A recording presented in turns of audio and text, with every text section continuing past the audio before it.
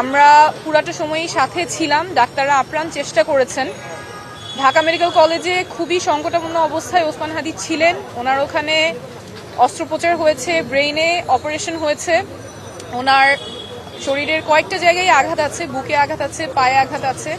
Operation করার পরে উনি এখন এভার কেয়ারে, ইন্টেন্সিভ কেয়ার বা আইটিইউতে আছেন। ওনার অবস্থা খুবই সংকটাপন্ন, কিন্তু এখন স্থিতিশীল অবস্থায় আছেন। উনি ফাইট করছেন। আপনাদের প্রতি দুইটা অনুরোধ থাকবে। একটা হচ্ছে হাসপাতালে এসে ভিড় করবেন না, যাতে করে চিকিৎসক যারা আছেন চিকিৎসাটা যেটা উনি পাচ্ছেন সেটা যাতে নির্বিঘ্নে চিকিৎসা চলতে পারে, এবং ওনার জন্য যা রক্ত প্রয়োজন বা ব্লাড প্রোডাক্টস প্রয়োজন সেটার যথেষ্ট সাপ্লাই এই হাসপাতালে আছে।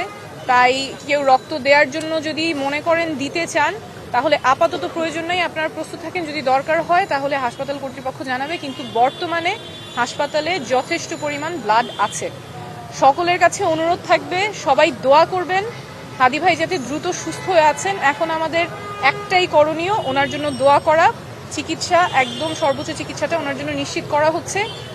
আপনাদের কাছে অনুরোধ থাকবে, সবাই ওনার দ্রুত সুস্থতার জন্য দোয়া করবেন।